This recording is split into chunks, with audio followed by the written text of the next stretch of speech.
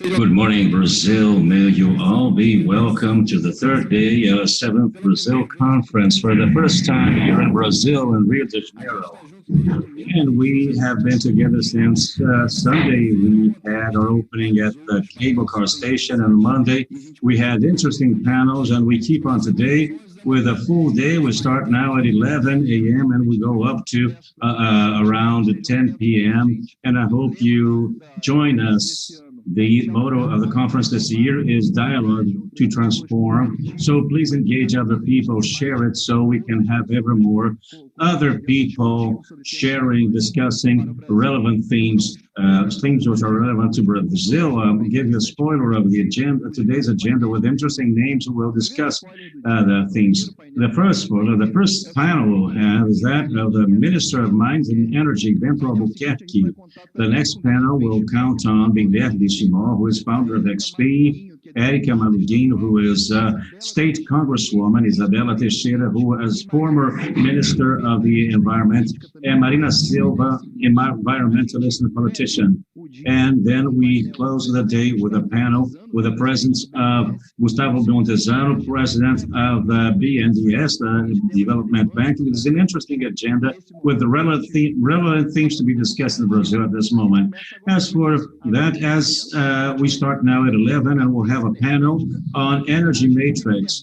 We have a break after that, and then at 1 p.m. we'll be back to talk about investment in Brazil, and then another pause. We'll have lunch and be back at 4:30 with a bigger interval to talk about a relevant theme, which is the plurality and diversity. We'll talk about racial equity in public basic elementary education. We'll have a break and then come back at 6 talking about agriculture, technology, sustainability, and the role of Brazil. The next panel will still address this. We'll talk about climate goals and encompasses all of the world. And we'll end this day today with at 10:30, and we'll have the pleasure to talk with Gustavo, who is one of the co-chairs straight from Boston. And we'll have a quick conversation to wrap up this day to show how much engagement we had in our networks, having debate and participating. So now we'll start at 11. We'll go up to 10:30 with several relevant themes. In order to have access to Brazil conference agenda, you can access the site www.brazilconference.org, and then between one break and another, we'll inform you on the panels scheduled for today. And we have many interesting themes. Please engage, and let's have a great event. I'd like to invite now the leader of the first panel of this third day of Brazil Conference, which is Gustavo, co-chair of BC. Gustavo, I hope you're well, and it's a pleasure. Thank you very much. See you later.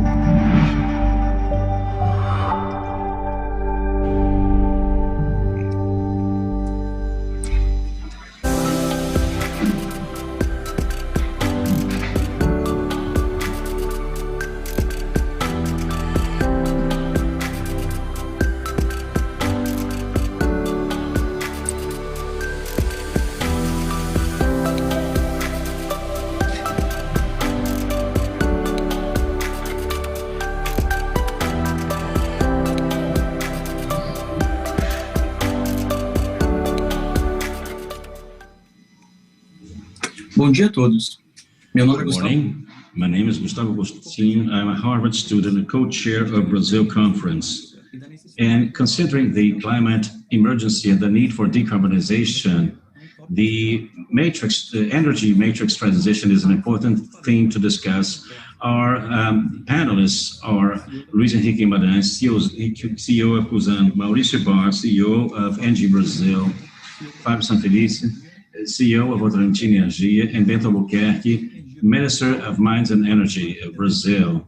And to moderate this conversation, we have Lavínia Holanda. And now I'll pass the floor to Lavínia, who will make the opening of our panel. Thank you, Gustavo.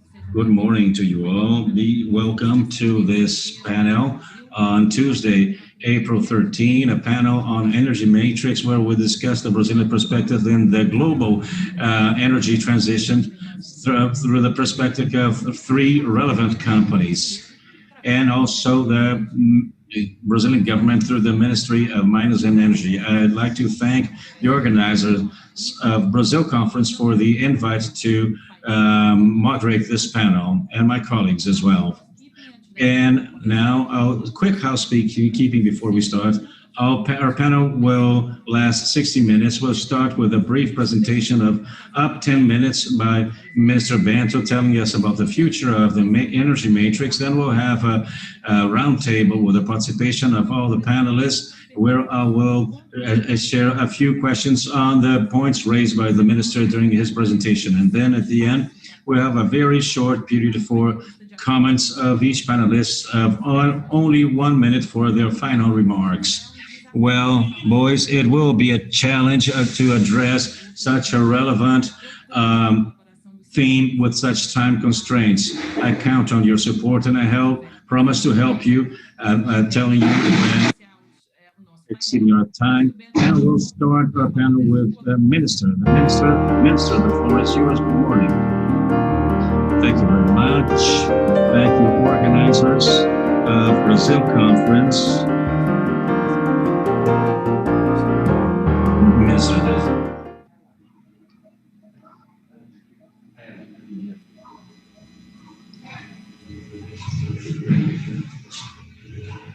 Sim, a gente pode começar.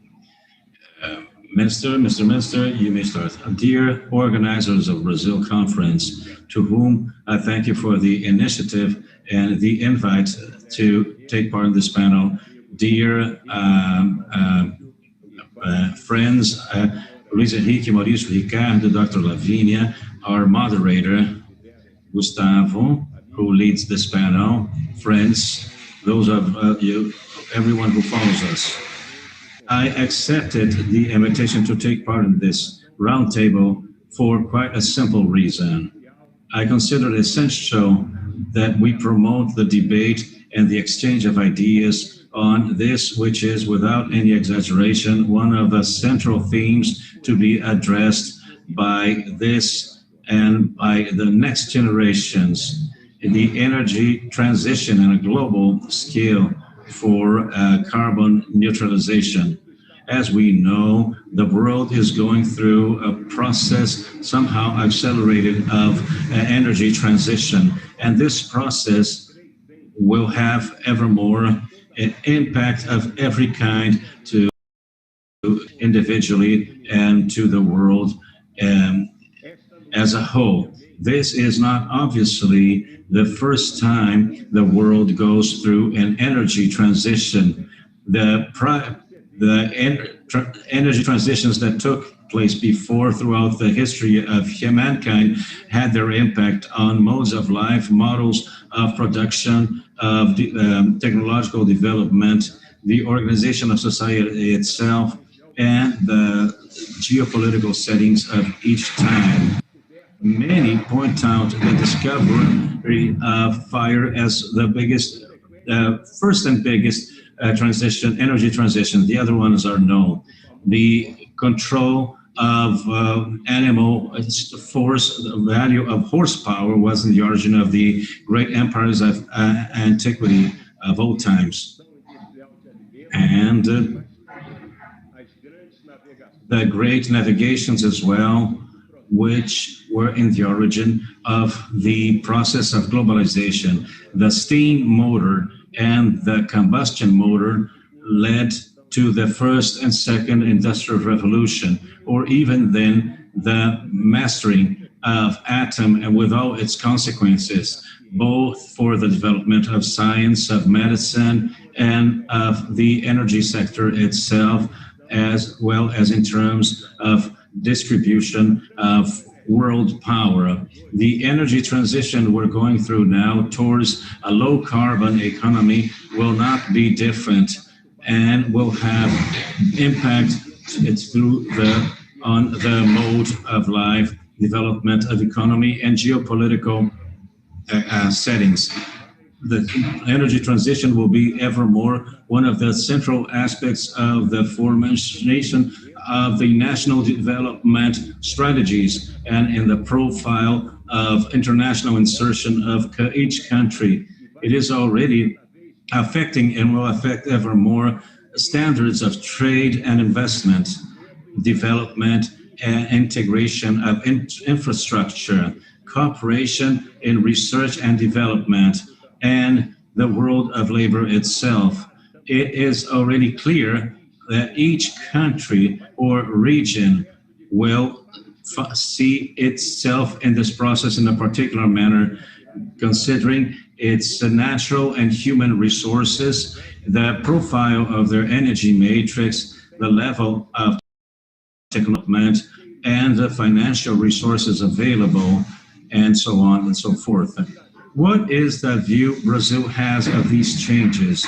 As we all know, the energy transition is a complex process which varies in terms of pace and according to the different national, regional, and local realities. There is no single technological choice. There is no universal recipe. We have a scope of solutions, and each country will have to identify their competitive advantages and make use of them as much as they can.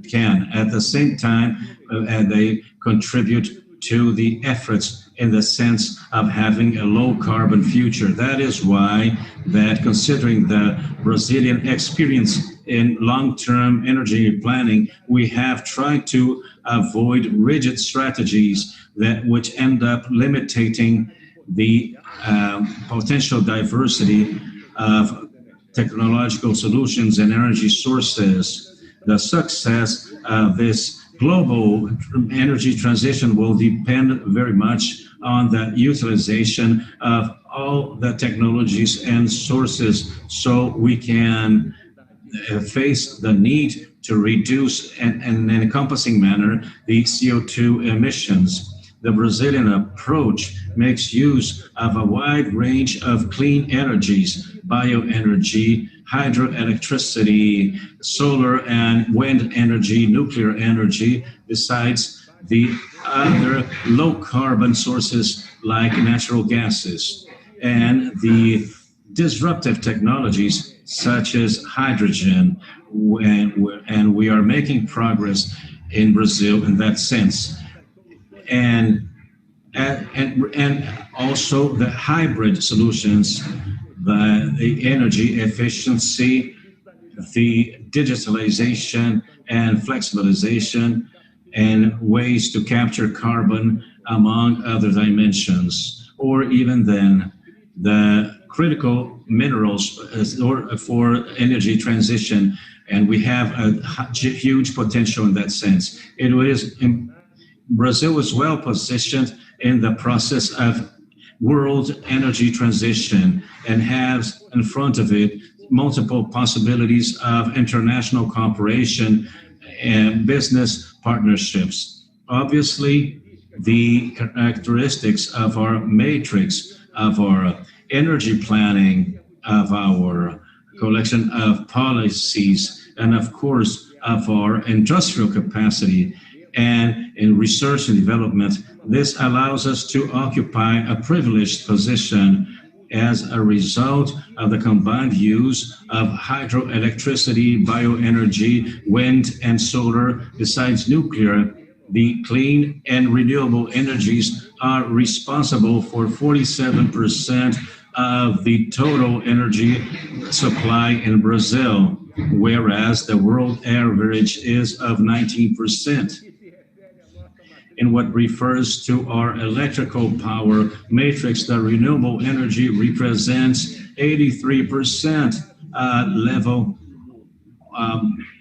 without parallel. According to our energy planning and considering the increase in the demand for energy in the country up to 2030, as a result of the expected economic growth, this we can reduce the carbon density. In the case of biofuels, they have been an essential part of our policies, ensuring the safety of national supply and promoting at the same time the decarbonization of the Brazilian fuel matrix. The government has tried to do its part. The new biofuels policy, RenovaBio, has proved to be efficient, and the first year of the experience with the market of decarbonization credits as CBio had positive results considering this challenging context of pandemic. We must give a next step and launch the program Fuel of the Future. The approval of the new law of the gas market is one of the biggest progresses made in this energy sector in several years. The opening and deconcentration of the gas market in Brazil, a process which is already in progress, will allow to improve the utilization of the pre-salt gas to strengthen and to widen the infrastructure investment, gain competitiveness, and what it is essential, it will lead to more accessible prices for the consumers. Likewise, the modernization of the electrical sector is essential to the development of new business models, the attraction of investment, and the adequation of the regulatory frameworks.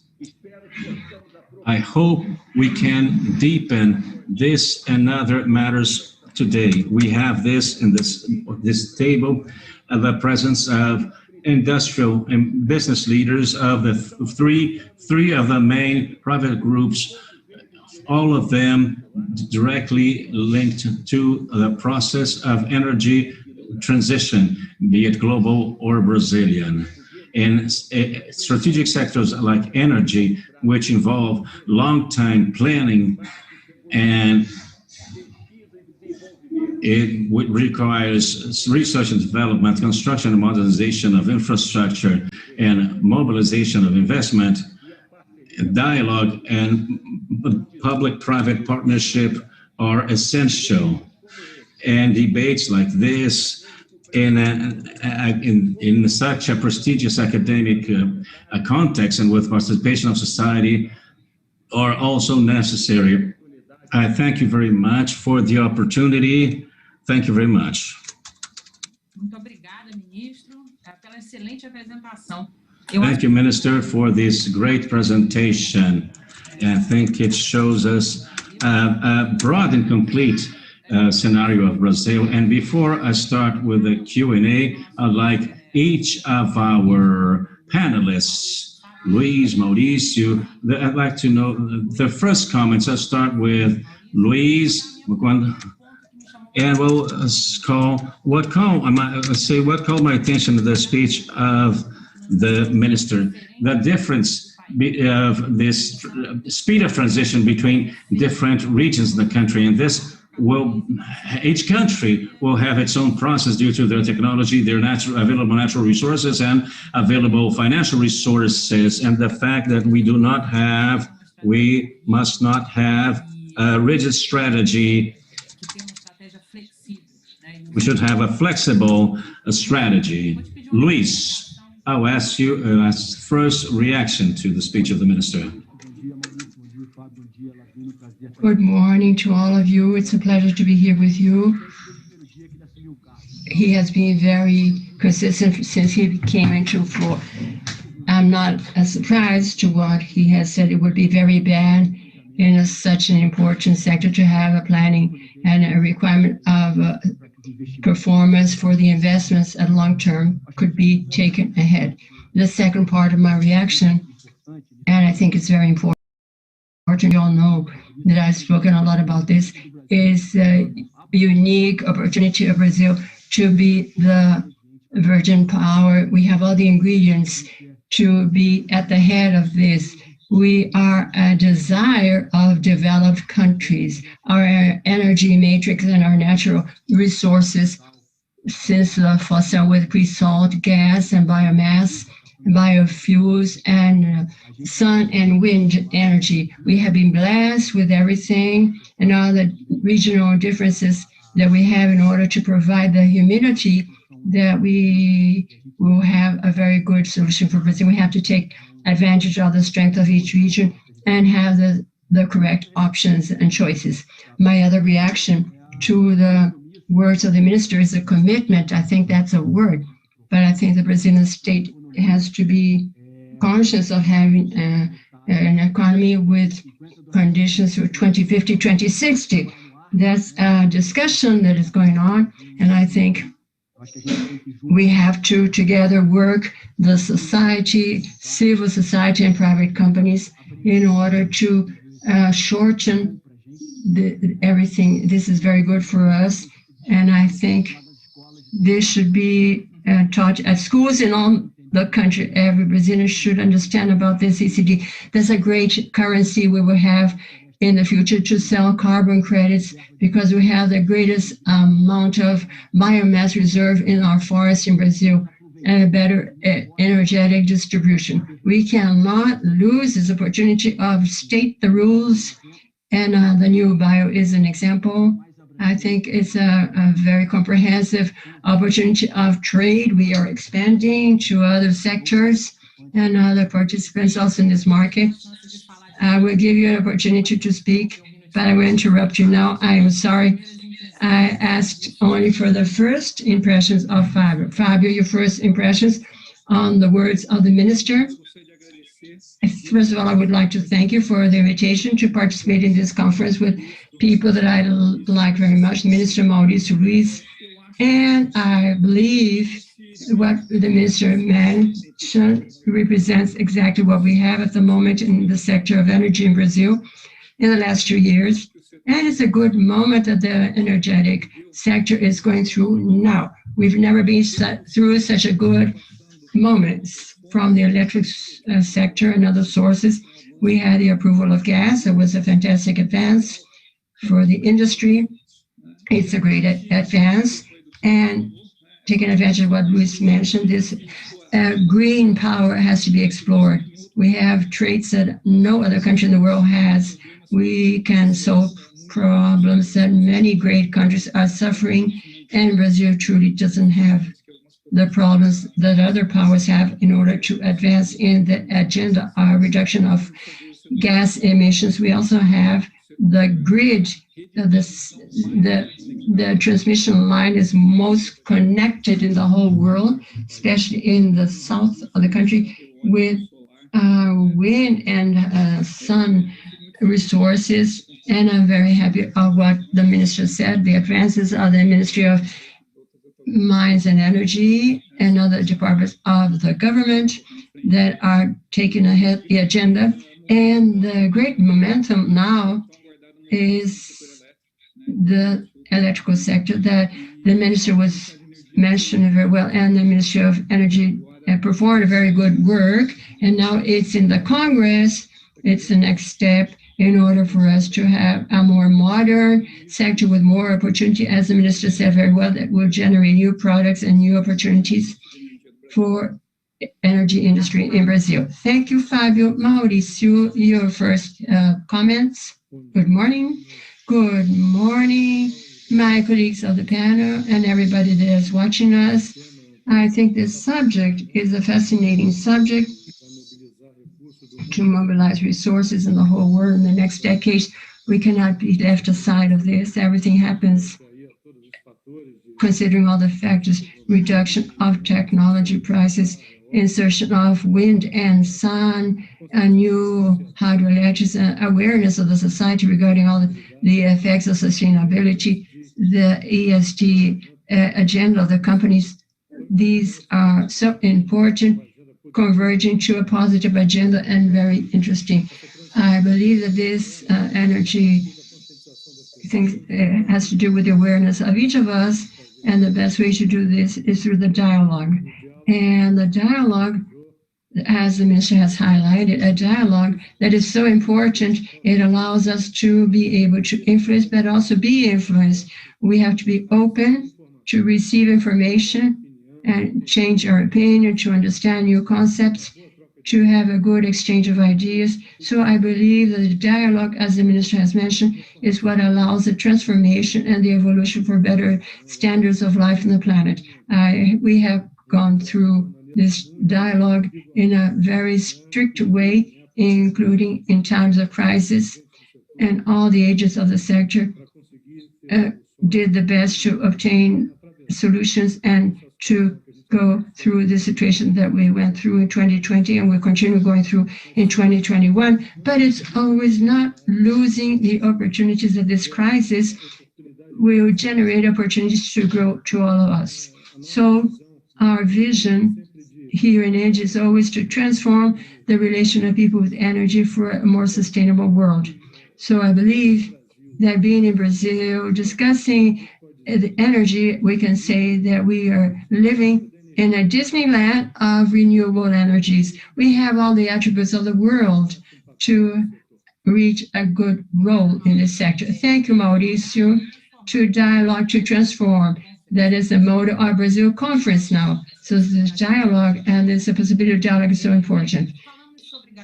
Talking about natural gas, we talked about fuel oil, and we talked about the upgrading of the electrical sector and all the resources that are available in the energy matrix in Brazil. So I'm going to talk about each of them, and I will request to each of you some questions about these subjects. I will start with the natural gas, and I will ask Mauricio for Luis' comments. We will request Luis to comment. The new natural gas framework was finally approved last week. We from the gas sector, we know how this was expected with the original text. And this is a victory, very important for the sector. It's necessary condition to make feasible the gas market, necessary but not sufficient because we know we have a lot to do.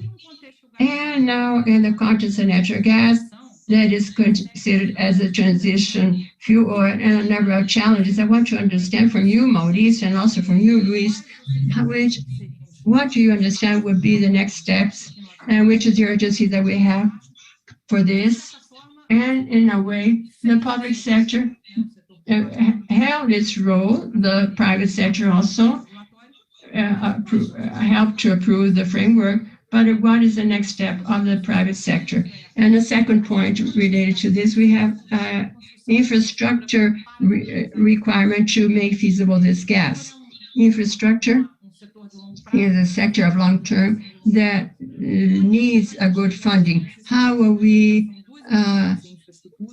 reach this with the idea with the gas as a transition fuel oil, being a bridge for a future of low carbon? These are two questions that I pass on to you, Mauricio. Okay, two questions in one that contain really thesis of a dissertation, let's talk about this. We believe in gas as a transition fuel it will help to reduce the emissions in industrial activities because they use more polluting fuels, but also the profile availability of energy because there's a lot of forecasting for this. I think this new framework of gas of this ministry that we were able to approve recently brings an opening of the activities and promotes the sale, the Petrobras selling their assets and changing their performance will allow that the market will evolve and will attract more investors and consumers as well. That's what we expect. We believe also that the natural gas market will be developed the same way as the electrical sector. That's my understanding. And as of the 90s, we had a sector of an energy sector very great. I remember that time we had 4 electrical clients in 1998. So imagine 4 clients used to buy from our company. Now we have more than 1,000 clients buying energy directly from the generation, contributing to a competitive market and feeding future investors with renewable energy. We believe that this will be developed also in the gas market. That's why, in partnership with a Canadian fund, CDBQ, we invested 33 billion of reais acquiring the gas transporter that has a huge grid of gas pipelines, 4,500 kilometers connected the southeast, the northeast, and also the Amazon region. I think it was an important action because TAG makes feasible the decarbonization once new industry will connect and other consumers will have the opportunity to change fuel oil and diesel and more polluting oils for natural gas. I think natural gas has to have this bridge with our hydrocarbon that less issues carbon. So this will happen. The thermal generation, we have the opportunity today to replace many plants that are fuel oil and diesel oil. I think, if I'm not mistaken, 7,000 megawatts are generated by polluting sources. So this is an important issue in the gas sector. And I would like to bring perhaps more complex. The electrical sector has a single control that is ANEEL, and the gas has state regulators also, besides the ANP. Demands more synchronism. This is a great challenge. Dialogue and coordination by everybody that's involved. So the first challenge, I think, is this interaction. ANP, like the great Brazilian regulator, and the states following this opening. It's a challenge in an evolving market, but I think a goodwill will continue, and we will have a small opening of the sector in the benefit of everybody. Another important point, I think that the guarantee to use the infrastructure in a group way. Everybody has to have access, and each new investment has to be connected to the existing investments to allow access, to make them feasible, and to not to have islands of infrastructure in the country. I think this is another challenge that, the new projects, they have to be connected to existing infrastructure, and that may be traded. With this, we can reduce the unitarian cost of transport, the use of terminals, and things likewise. All this will generate more opportunity, and I think there is a good future for us. We can see there's another challenge, another subject that we would like to bring, that is the stocking inventory of gas. It's very important to allow to be more flexible in the use of this such important fuel for the energetic transition. We can use oil wells, and we have an opportunity for us to give an additional step towards the future. Mauricio, you're ready. Yes, I'm interrupting you. I'm sorry. For me to hear Luis' opinion and his comment on gas. Luis, please. So, first, I think Mauricio covered very important points. I would like to talk on another approach. The challenge of Brazil will be to create demands for the product. I think it's very clear for all of us that the gas will be abundant in Brazil because of innovation and technology that we have of natural gas. The great challenge that we have in Brazil, and it's not different for the other infrastructure that Mauricio made a comparison for the electrical sector. We will have this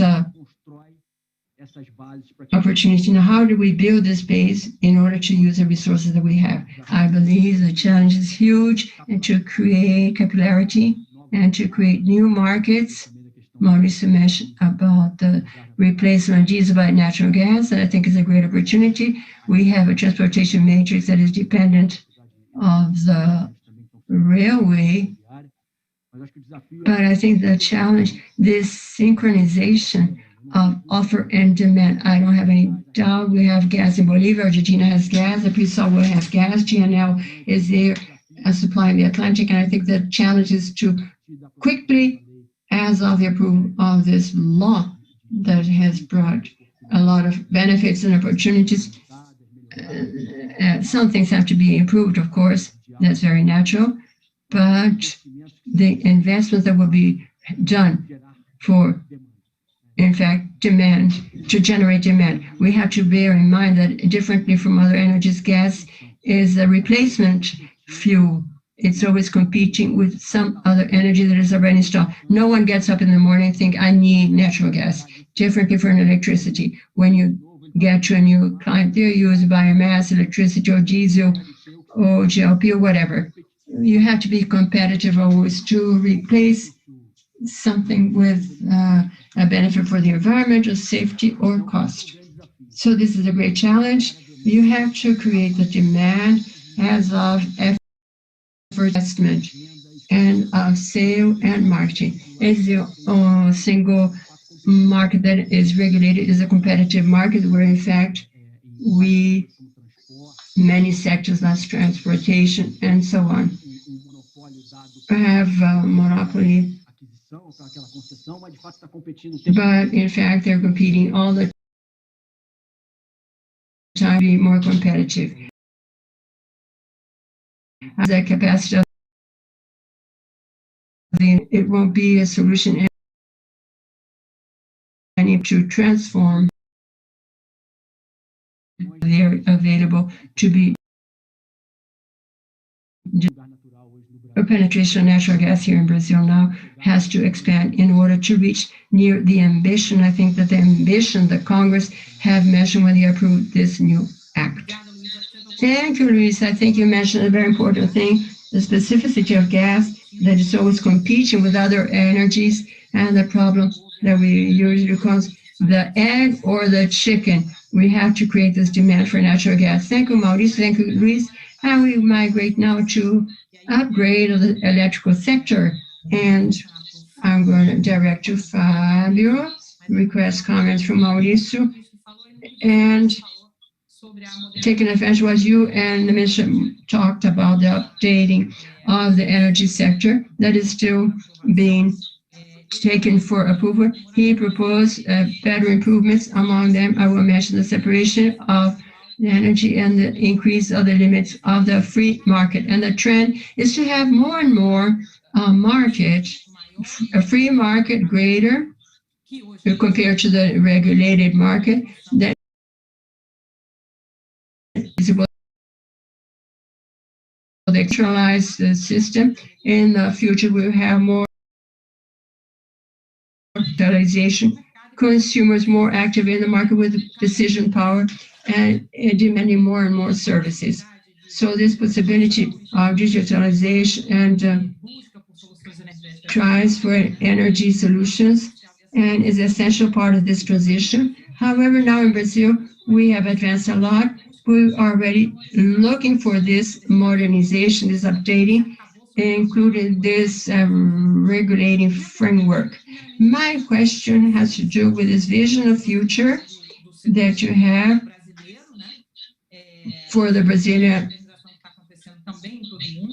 electrical sector, and which is a horizon of time that we can expect for this. I know this is an exercise of futurology, but I want to know when I can say I want my hot shower at the end of the day and cool beer and my streaming platform cheap and with clean energy.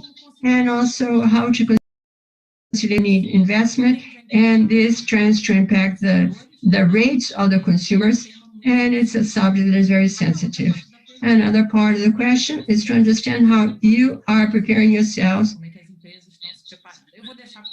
I will leave you now.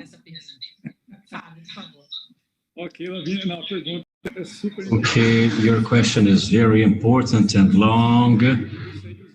I'd like to summarize, but I'd like to use my answer to show you a little of history, which has a lot to do. We went through two great reforms in the electrical sector. The first one in the 1990s was when we decided to reform the sector. So, and there was an agenda of privatization motivated by the economic reform as well, the Real Plan. And there was a context, a macroeconomic context as well. The privatizations wouldn't only reach the electrical sector, but that was a way to organize things so we could start to have investment. And there was freedom of access, all those things that we have today in the sector, which were essential, but that was also aggressive. The second one was in 2004. After this one, there was a crisis in the sector, was requiring expansion. Investors needed to somehow have the equation between risk and return, and they were not being able to do that. So we created a structured model, which was very successful, which guaranteed the expansion of the sector in the past years. And now we have another modernization agenda. Those were the reforms. And what happened to the sector throughout those decades? So if we look at the 1990s, we could only invest in one source of generation, which was hydropower, hydroelectric. And then we had two, thermal, hydroelectric, and gas. And then came the wind energy and renewable sources. What we have today we have a chance to invest in several sources: hydroelectrics, thermal, solar, wind, biomass. We widened the scope of investment and have reduced ever more the modular projection. Not only big investors, we have medium investors investing in the expansion of the system, and there is a consumer. So there is this migration of consumers because of technology, and now we have today electrical energy generation through household appliances, for example. You can have a panel at home, and it's a business model. So the generation of electrical energy can become a household appliance. So we have this transformation in terms of offer and investment and generation, and this has transformed the sector and has attracted very much capital funds to the sector. From the point of view of investment for huge consumers, every other reform went through something interesting, which was the imaginated cost of operation, relatively low, marginal operational cost, which was relatively low, but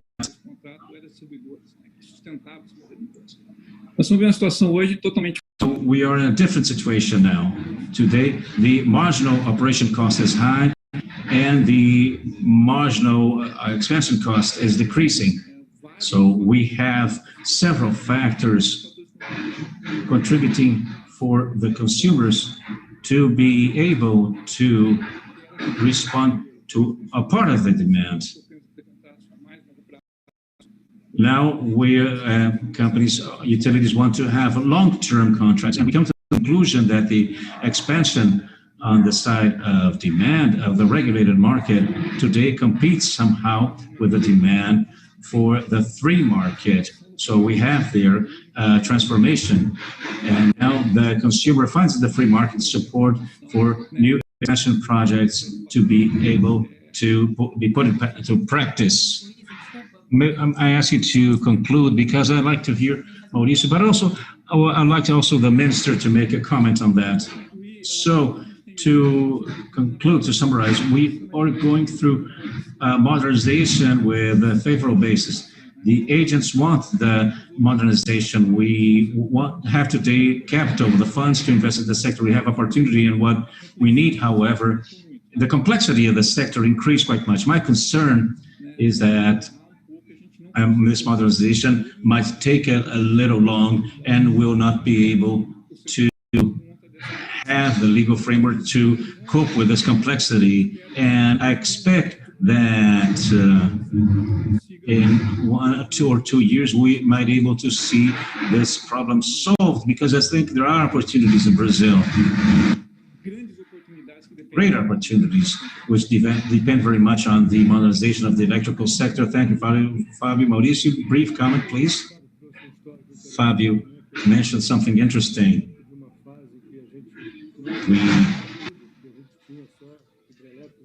There was a moment when we only had hydroelectric plants and thermal plants, and there was a lot of control over this at the time. And today, the evolution of renewable energy, then there's not so much control over things. And that is interesting. It is as if a child of ours grew and we are not able to control him any longer. So that is it. We need to evolve and to try to imagine the electrical sector has grown, and now he'll want to find a life for himself, an independent life. We need to be able to have a view in the sense of finding the best way to remunerate this.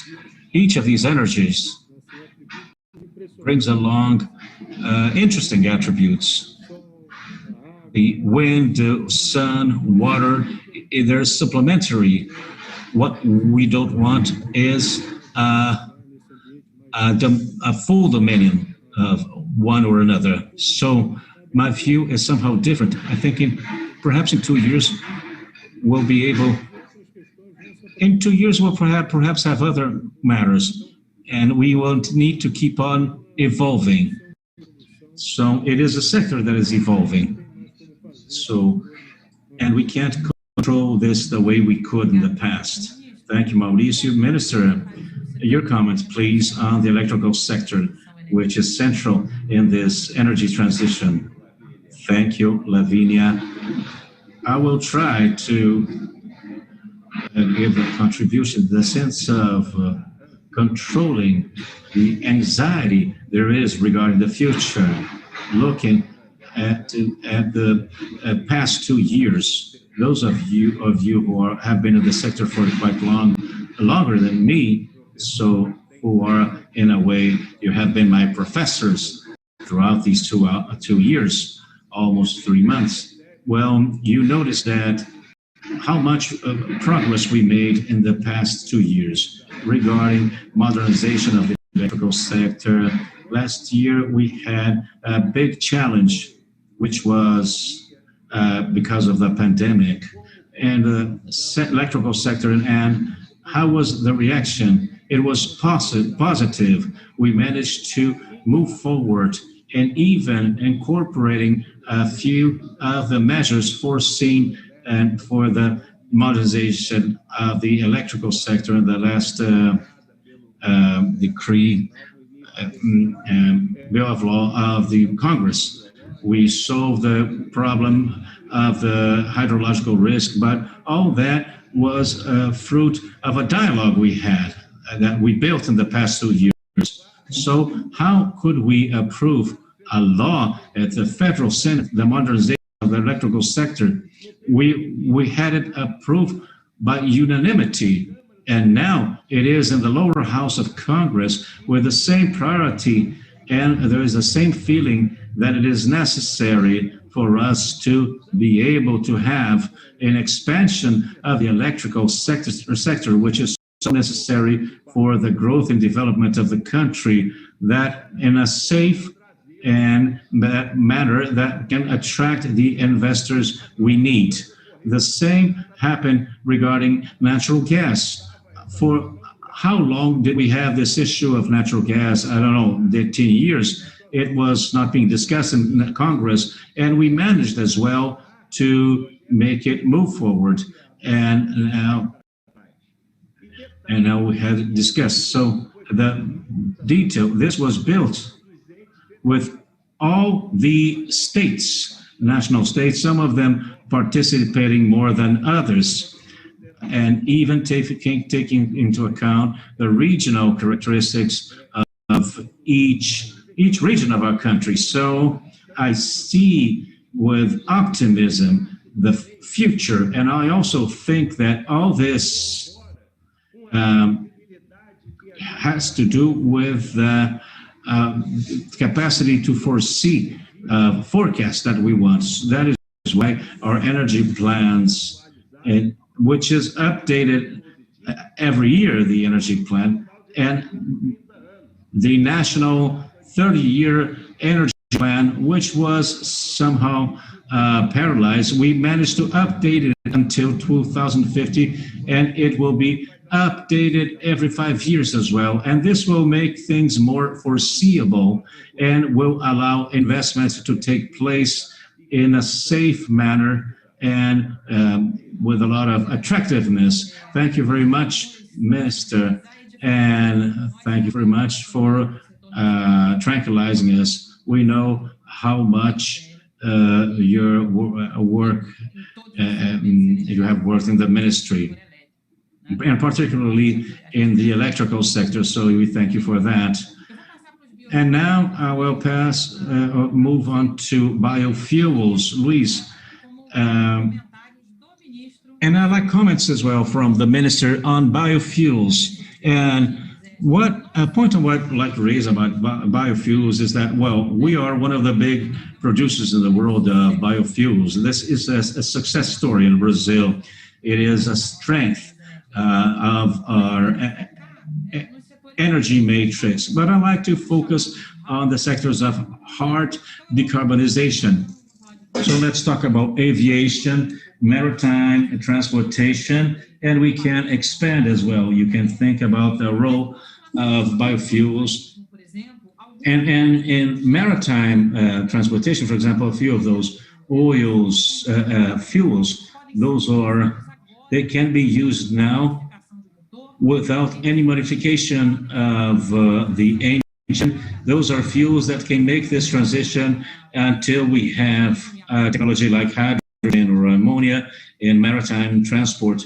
But there are 2 points to be considered here. One has to do with the scale and logistics of these fuels, and any, regardless of the sector, aviation, whatever, maritime, and even a possible industrial use.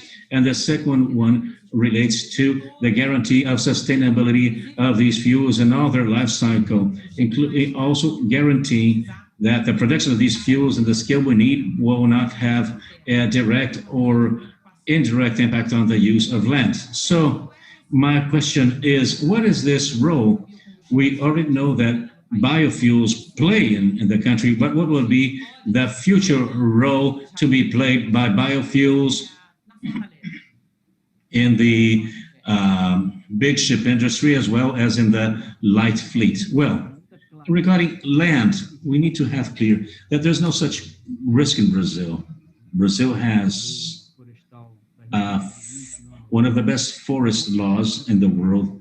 Every agricultural farmer in Brazil keeps an area of preservation. In some places it's 20%, in other places it is bigger. So I think that is something we have to remove from our minds and guarantee to the world and for everybody to understand. And another point you raised, I'll somehow intervene in this sort of priority. Biofuels, they prove to be so competitive when it comes to the light fleet, as in the case of hydrated ethanol or biodiesel or others. I think we should, in a country, we should see this, how we make this process rather competitive in other parts of the world. In the United States, they produce ethanol from corn.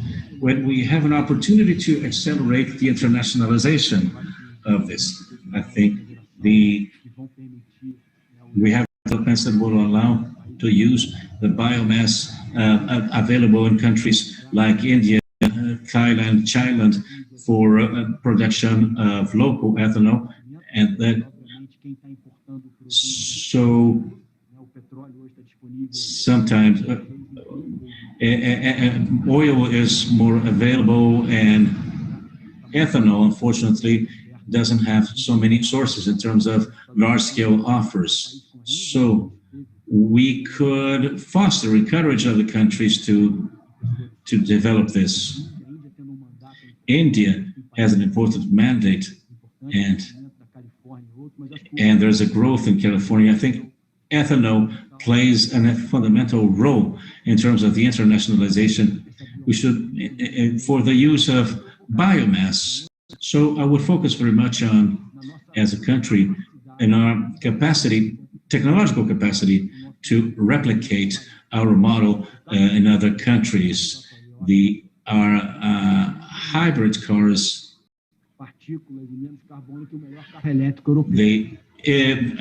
with alcohol, they issue even less particles than electrical cars. So obviously, we could make use of an infrastructure that is ready. So we have to bring this to the gas station, and so the building of an infrastructure for transition to electric cars is interesting, but so I think Brazil has an opportunity, and we should focus on that. I think this is everything else. I think globally, let's ask those who are generating this carbonization of the world for them to find solutions, and we have made progress in that sense. And we should focus on that.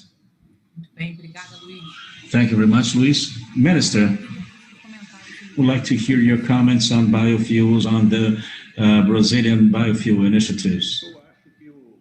I think that Luis Guimarães addressed this very well, the point of regarding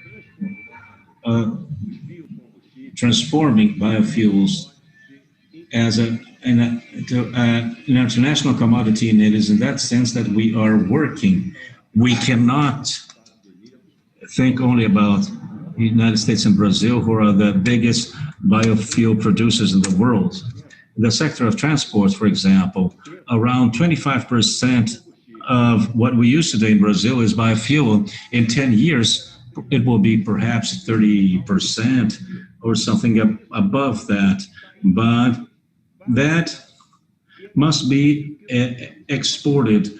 And we are working in that sense, both with the United States, who want to sign a new cooperation agreement with Brazil, so we can develop not only the biofuels Luis mentioned, but the future biofuel. And we need cooperation, international cooperation. We need technological partnerships, so we can even transfer this to countries who have no conditions, technological conditions, but who have a potential to join this biofuel market. We have had a meeting a few days ago with a minister of the United Kingdoms, and there the ethanol mixed with gasoline is already at 10%, and they understand that we need to leave.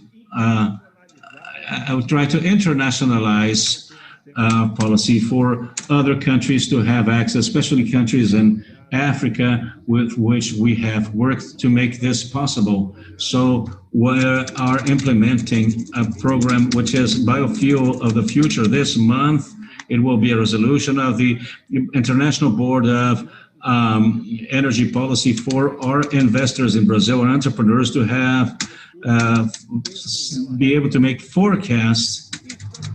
And we are working in a coordinated manner with the public and private sectors, so we can also transfer this cooperation and this understanding to the rest of the world. Tudo bem? Muito obrigada. Thank you very much. Chegando no final, eu tinha mais uma pergunta sobre We're reaching the end. I had another question about hydrogen because unfortunately we're not going to be able to ask the question. We're going to give the final comments of each of you. We'll start with ABC orders, Fabio and M of ministers, so alphabetical order.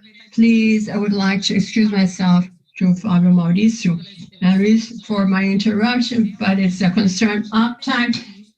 I didn't interrupt the minister because I'm not silly.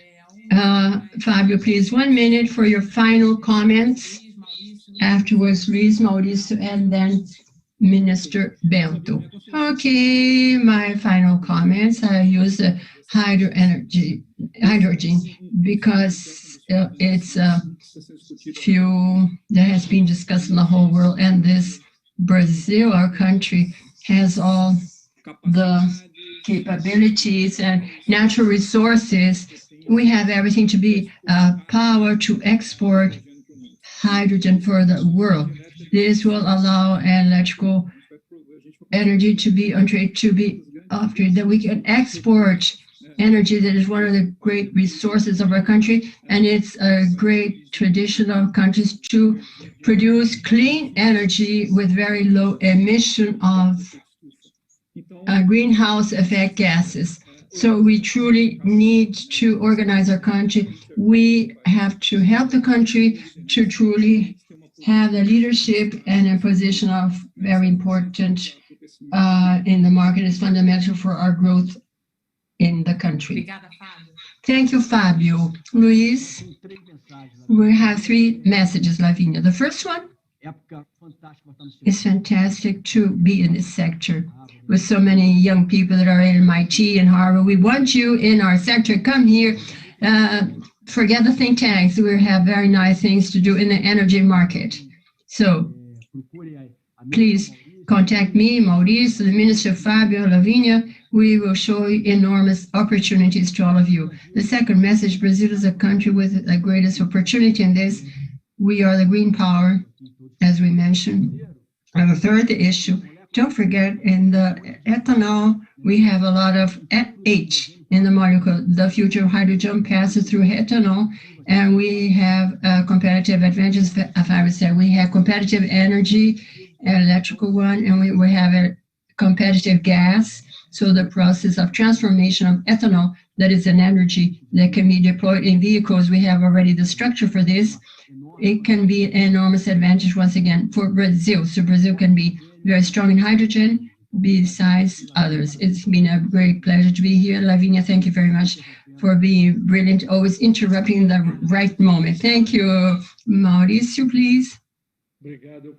Thank you. I agree also that hydrogen is nearer than what we imagine. We're already doing many projects with mining companies. I think they're the first ones to transform this in great trucks in the mines to hydrogen. This is happening, and I would like Edwards to talk specifically about this, but I would like to show my acknowledgement for the invitation to participate in this dialogue. I agree with Luis. Come to the sector of energy transition. There's a lot to be done.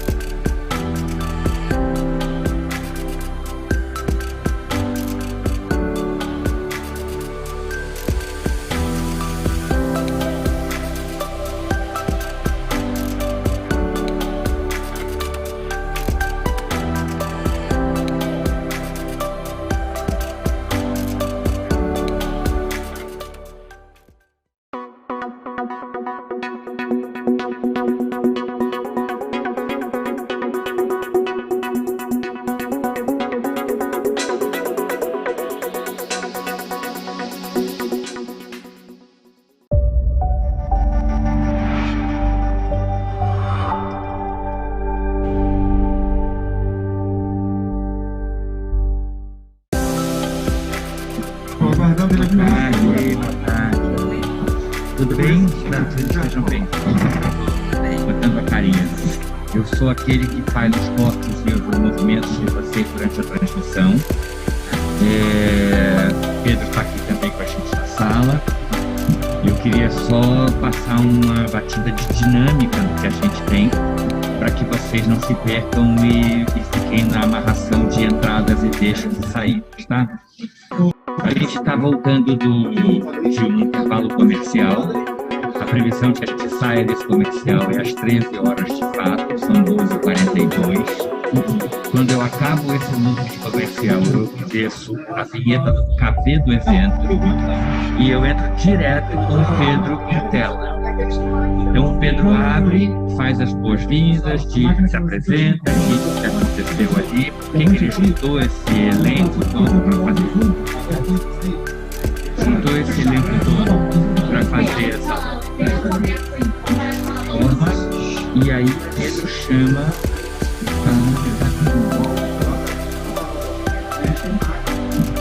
quando o Pedro chama eu entro no costela, e aí quando você Pedro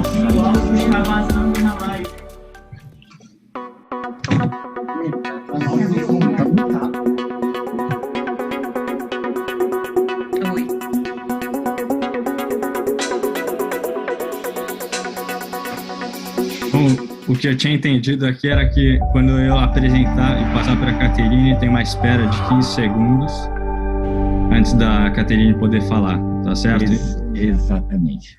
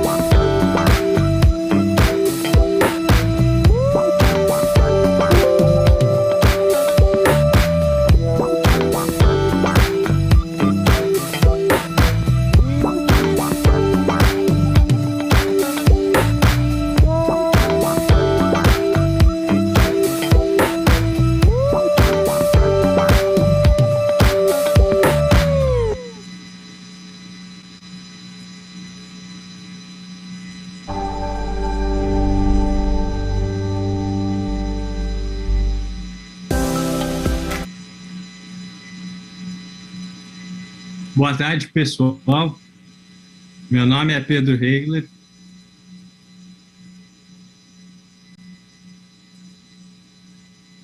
Boa tarde, pessoal. Meu nome é Pedro Hegler. Eu sou um aluno de graduação em Harvard e um dos organizadores da Brazil Conference. É um grande prazer apresentar este painel de investimentos no Brasil. Contamos com 3 especialistas no assunto: a Natália Rodrigues, a Sara Delfim e o Guilherme Benchimol. A nossa moderadora é a Caterine Vieira. A Natália Rodrigues é administradora e orientadora financeira. Em 2019, ela criou o canal Nath Finanças com o objetivo de compartilhar dicas de planejamento financeiro para a população de baixa renda. Atualmente, a Nath é colunista do jornal Extra, apresentadora do podcast Boletos Pagos e conta com 1 milhão de seguidores em suas redes sociais. A Sara Delfim é sócia fundadora da Dália Capital, gestora de recursos focada em ações. Antes disso, trabalhou por 20 anos como analista de investimentos em grandes bancos americanos, como Bank of America Merrill Lynch e Bear Stearns. Foi eleita entre as melhores analistas de ações nos setores de aviação, infraestrutura e bens de capital por 12 anos consecutivos pela tradicional Latin American Institutional Investor Magazine. O Guilherme Benchimol é fundador e CEO da XP Inc., uma das maiores instituições financeiras do Brasil. Em 2018, foi eleito pela Bloomberg uma das 50 pessoas mais influentes do mundo. Virou referência em inovação e empreendedorismo ao democratizar o acesso a investimentos de qualidade para milhões de pessoas e transformar o mercado financeiro do país. A Caterine Vieira, nossa moderadora, é editora executiva do Valor Econômico, onde entrou em 2001. Foi editora de economia no Jornal Nacional, no investishop.com, e repórter e subeditora nos jornais Extra e O Dia. Começou sua carreira no IBASE do sociólogo Herbert de Souza, o Betinho. Desejo a todos um ótimo painel e passo agora a palavra para a Caterine.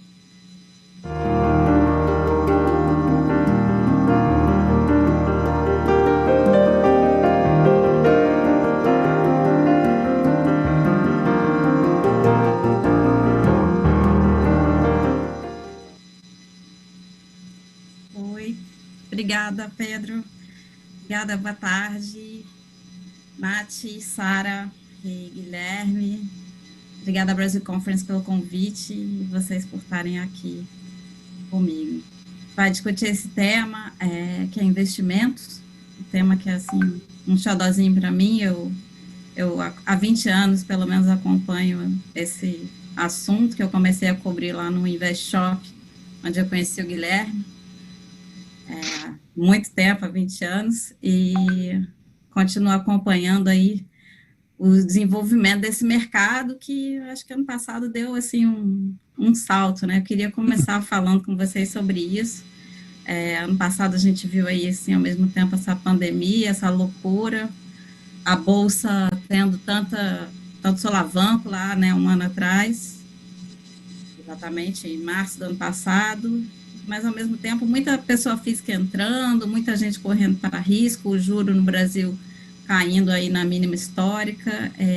Queria perguntar aí para vocês o que vocês têm visto das diferentes lugares onde vocês estão, né? Um fundo, a Nath de planejadora aí nas redes sociais, muito, e o Guilherme lá na XP, a plataforma.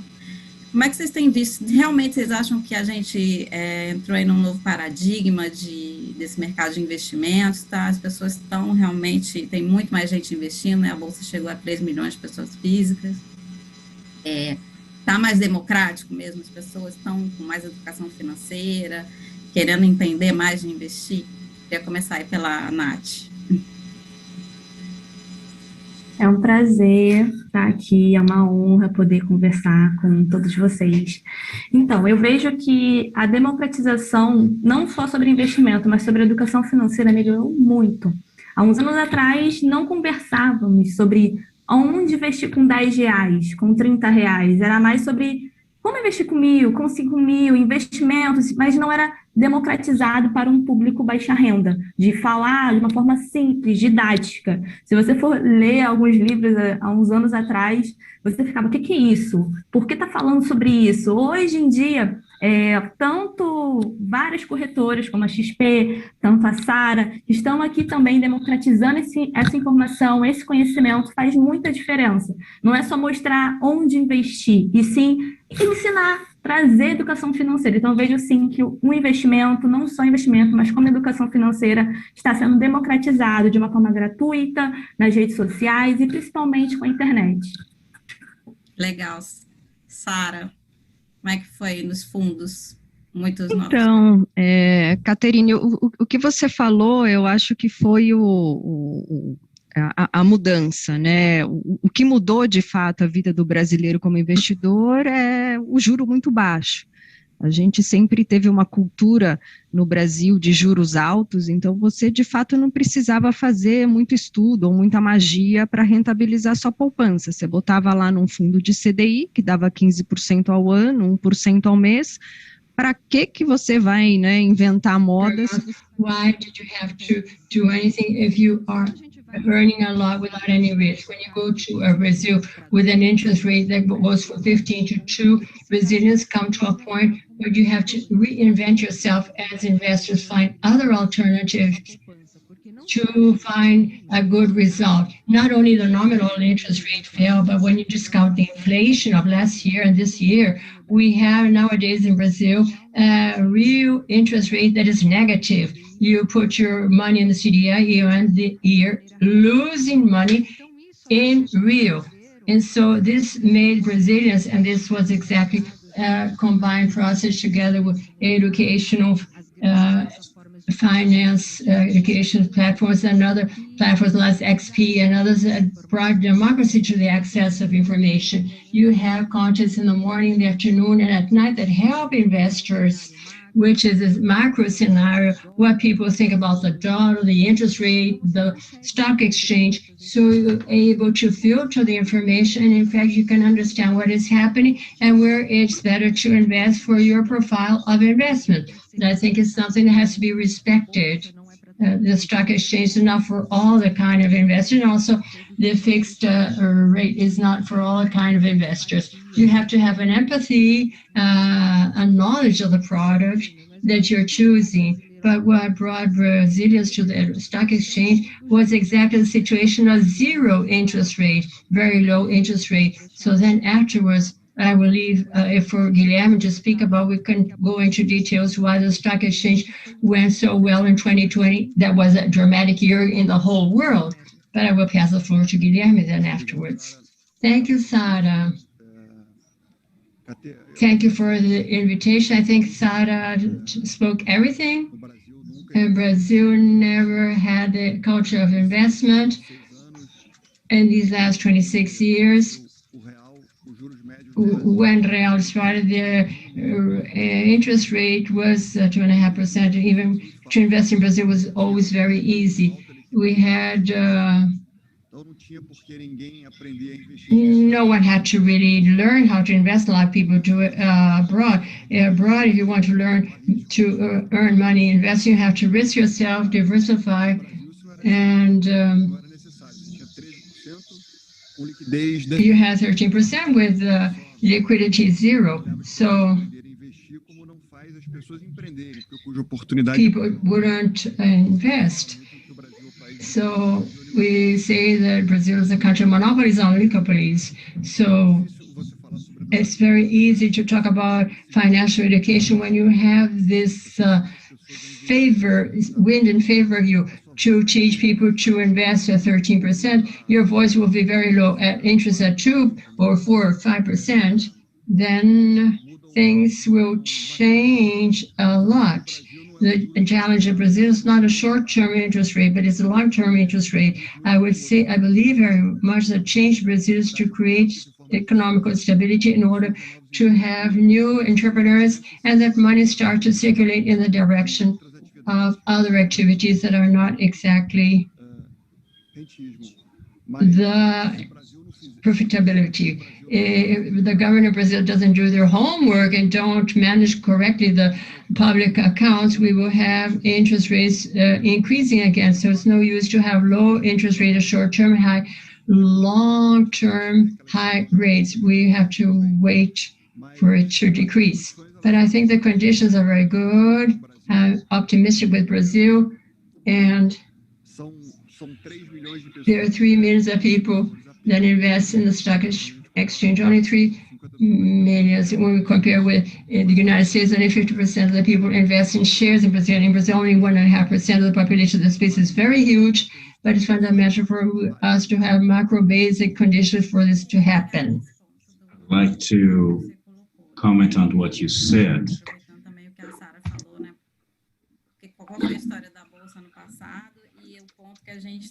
And on what point we are at a point where we have already 1 month or two, and the stock market, we don't know where is heading to, and também já estava se discutindo, mas por outros fatores aí. And for que está em pauta hoje em dia. And also the investors were more apprehensive, were kind of fearful. So what do you think about the macro scenario?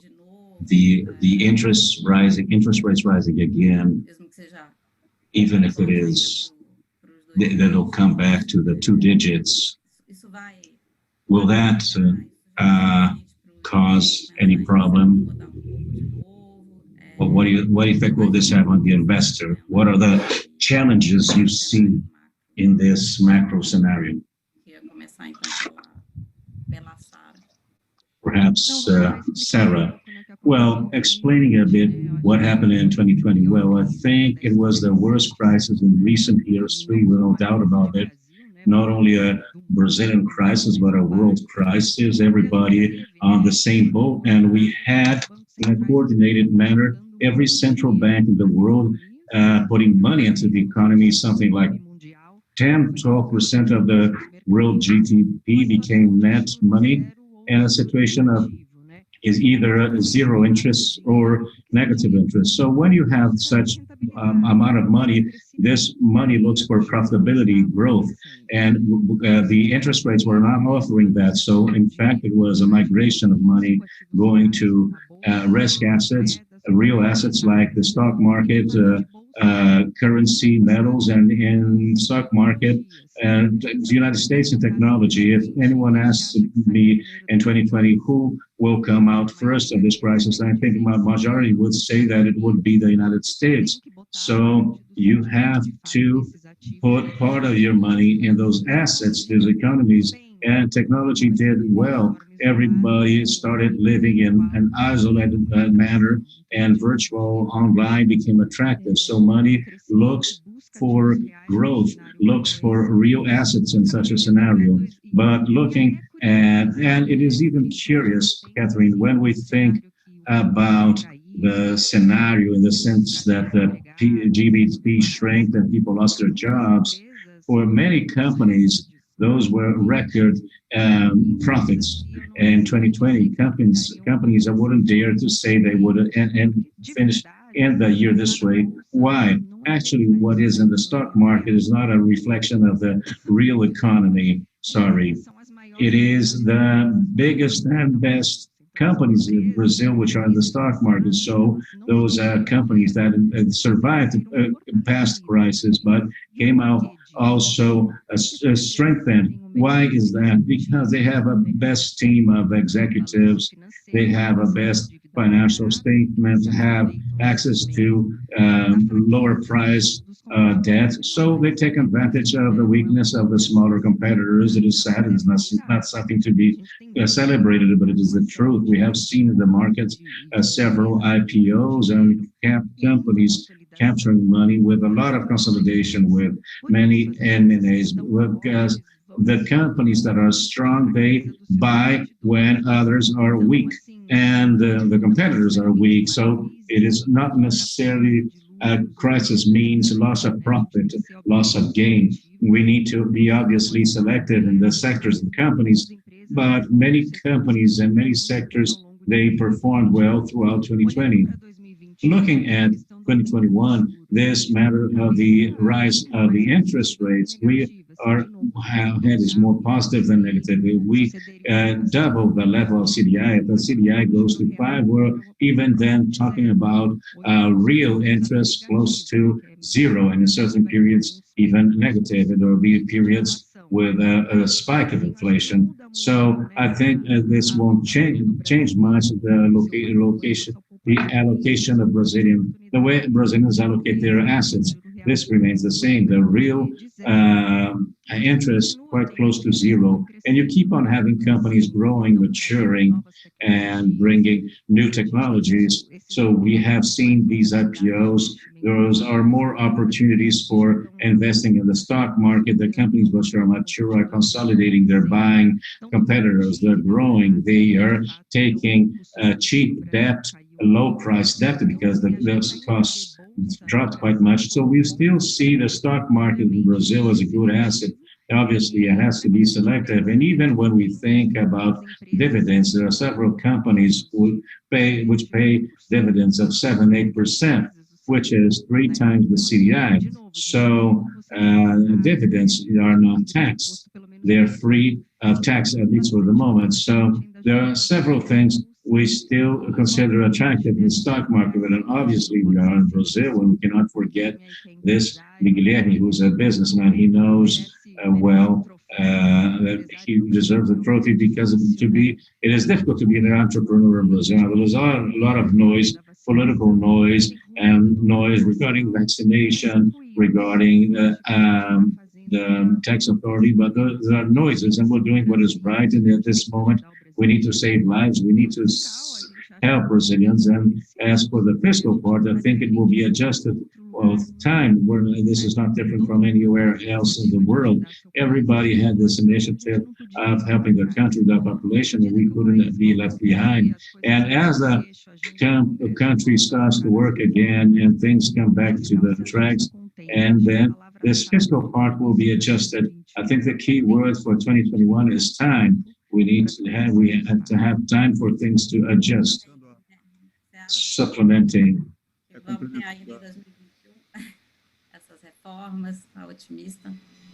Are you optimistic with those reforms? Well, Beleza, sem dúvida. Não, essa era craque. So what I would supplement is that the challenge in Brazil is, I agree that if the interest rates remain at 5%, 6%, things will move forward again. I'm quite optimistic with Brazil, but things became quite confusing in the past days. It's because our long-term interest, they already foresee that in a few years, the interest will be above 10%. So the market is betting on that. The market is doubting the capacity of the government to solve the fiscal problem. So all the discussion in Brazil here today has a lot to do with that. Will Brazil be able to balance the public finance or not? Otherwise, you'll have a country that will become incapable of paying debt. And then the dollar starts to rise because people don't trust that currency any longer. If that dollar rises, then the interest rates rise as well. And then that will keep away the investors. And people will escape in the direction of the fixed income, so fixed revenue. So we should avoid that. So that is why it is essential for there to be reforms. And I'm optimistic. I think they will take place, but I think that the biggest challenge the government has is precisely in terms of political articulation amid such a confusing situation as the current one. We have a health crisis never seen before, and Brazil is a poor country, and we need to help people, but our budget is tight, and it is not an easy challenge. And in Congress, for example, to make choices, but But people, everybody wants everything, but there is only one money, and then you end up having an environment as this. The government wants to help everyone. There's no budget, and then we have discussions on should we exceed the ceiling of investment, and this ends up bringing this to this somehow paralyzation of the stock market, and then things work when we start to address those issues and show that our homework is being done. That is pretty much the scenario. How do you translate this? Such complicated things, and sometimes not so exciting for your public. Actually, it is not that complex. The problem is that the way how it is taught to us from the beginning in terms of financial education, and it should be easy to talk about interests in Brazil. The interests are low, they're rising, but I see, as far as I see, that it was necessary for the central bank to make this rise because of the inflation as well. Because we're talking about the real economy, when considering the people who need to go to the supermarket, the grocery, and cannot buy things, they do not have the purchasing power for the basic items. That is why we need to discuss the reforms, analyze this, because as Sarah and Guilherme said, this is a crisis not seen before. The whole world is going through hard times, so we need to focus on the vaccine and on the endeavors. What I see is that the small entrepreneurs, they were somehow left aside, and people needed to close their shops, and those people needed to have their employees as well. The small businessmen, they hire formally, and many people, and I saw that was not so focused in this mobilization for people. So this small entrepreneur shut his doors. It is not that he was not able to manage his business, because it was hard for all. He didn't have access to loans and to keep his employees. So I can be optimistic like Guilherme, but people who needed an emergency help, financial help last year, this year, more than half of them will not receive. Only 20 million will receive. The rest of them, which was 40, will not be given this financial aid. So I'm optimistic, but it is not being easy. People are not being able to buy basic items for their household. And now it's, before it was 600, now it's 150 per person. So when we talk about, it is necessary for those people to know what affects their money. The rise of the dollar is important for us to discuss this, Sarah, Guilherme. So that is pretty much what is going on. How do you actually solve that? The pandemic is still around, and there's a gap with vaccination. So, and we were already in a vulnerable moment. How will we deal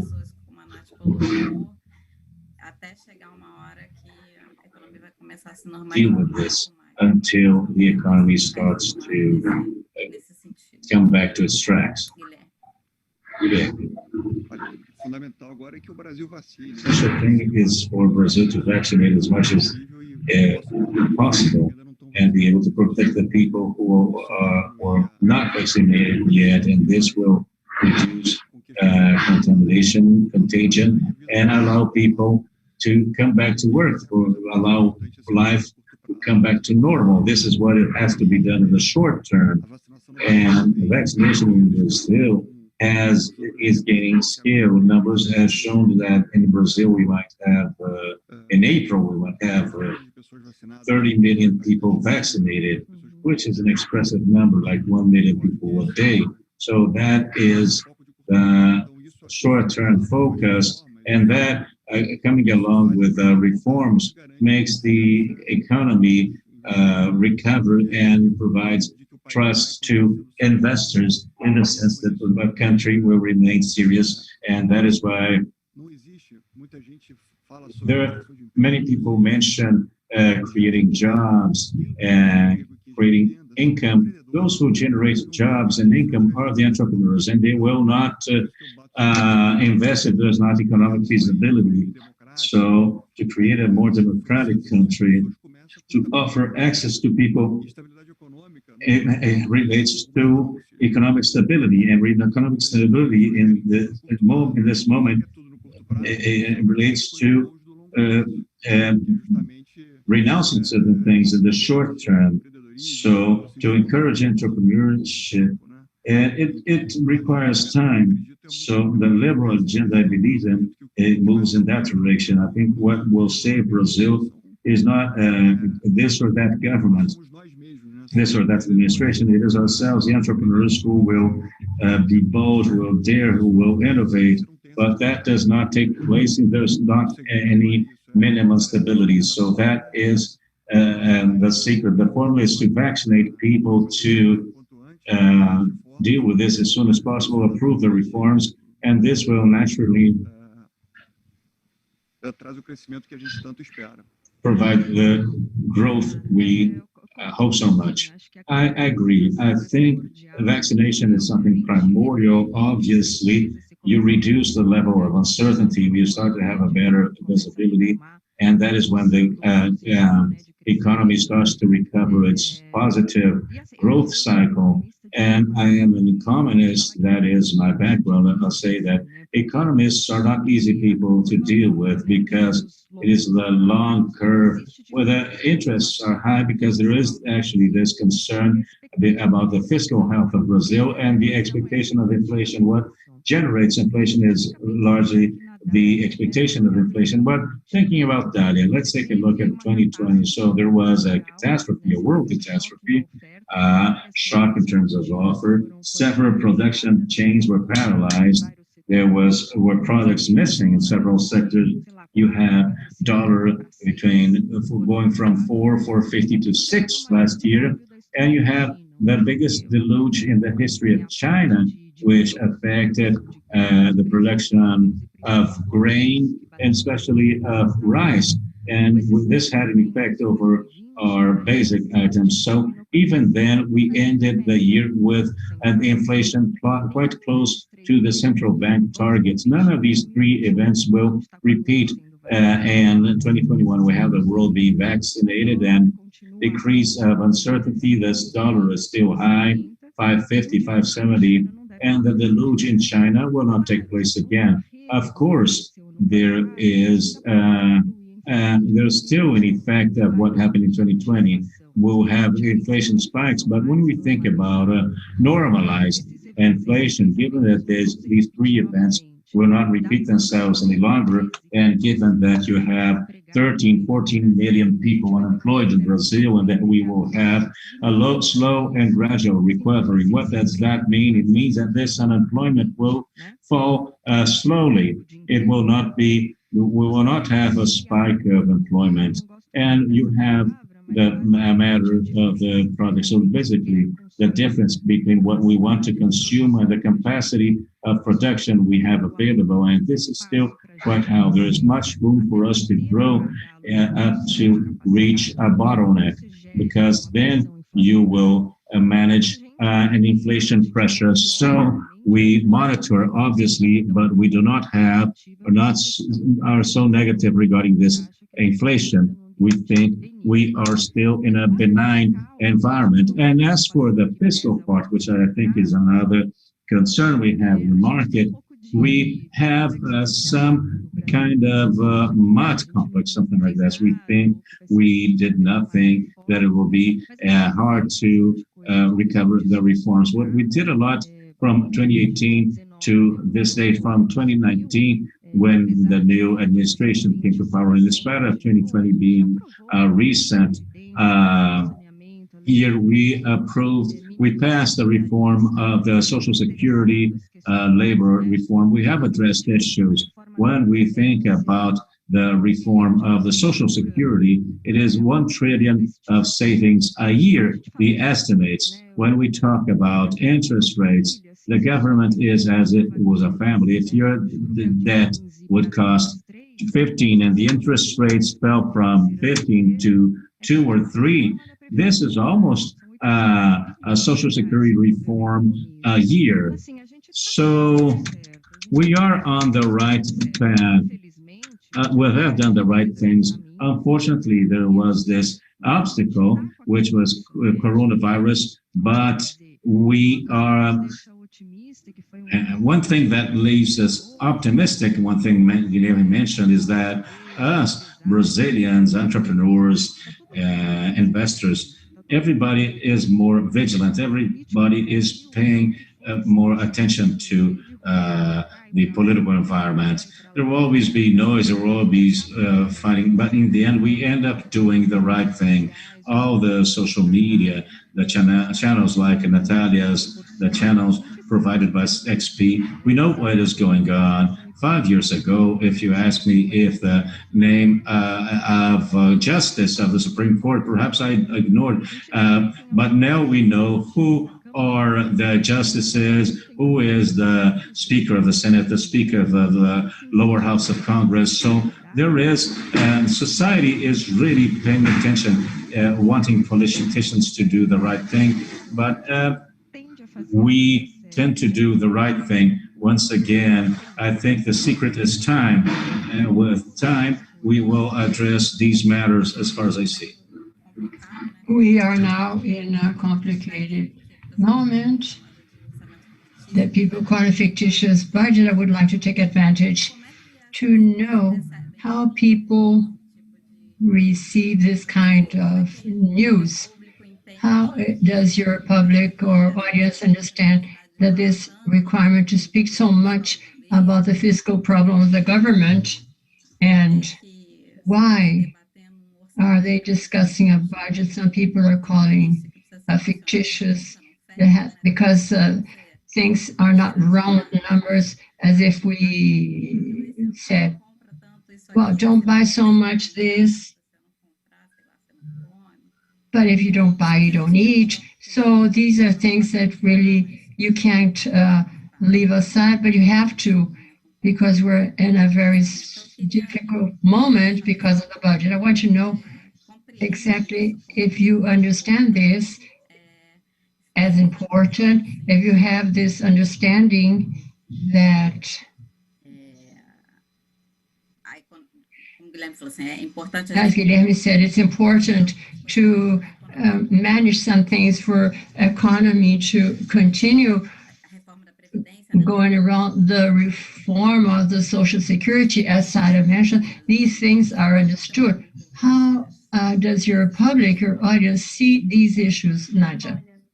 Look, I see that when I talk about a domestic budget, I see that I myself and my public, we all think the following: domestic budget, we have to cut this or that, things that are not so important, but it's not easy. It's not easy because the moment that we're going through now in 2021, but in 2020, it was a very difficult time. Sara mentioned about the reforms that were necessary, but they didn't bring, for example, labor reform didn't bring any kind of result for the workers that was expected and was disclosed by the media. That's one issue.